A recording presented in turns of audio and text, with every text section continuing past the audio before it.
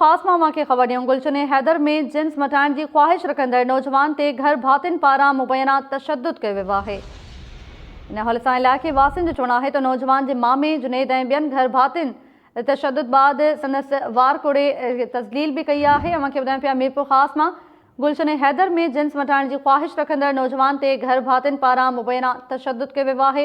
Police जो चवणु आहे त नौजवान ताहा ते तशद्दुद वारे वाक़े की जांच कई पई वञे। फिलहाल इन जा कारण मालूम नाहिन थी सघिया।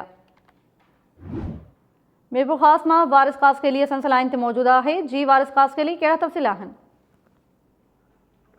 जी ताहिरा ॿुधाईंदो त ही मीरपुर ख़ास जो इलाइक़ो है गुलशन हैदर जंहिंमें 21 वरनि जो ताहा है।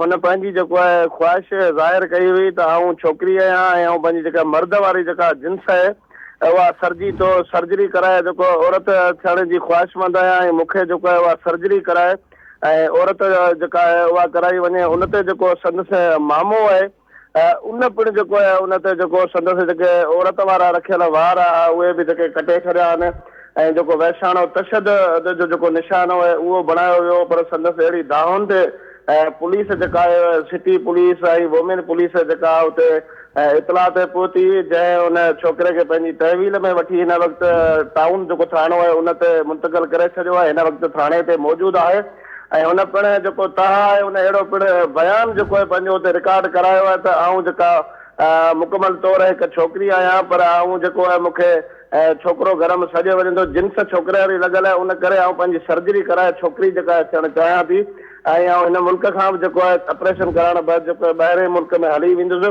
ऐं तव्हां जेको आहे मुंहिंजे वारसनि खे चई जेका मुंहिंजी जिन्स आहे जेका उहा जेका चेंज कराए औरत वारी जेका सर्जरी आहे जिन्स जेका औरत वारी लॻाए ऐं मूंखे जेको आहे ॿाहिरि मुल्क जेको आहे उहो मोकिलियो। अहिड़ी जेका आहे दरख़्वास्त जेका थाणे ते ॾिनी आहे सुभाणे जेको आहे पुलिस जो चवणु आहे त हिनखे जेको आहे अदालत में पेश कयो वेंदो। जी ताहिरा, महिरबानी जी वारिस कासकेली तफ़सील ॾियण लाइ।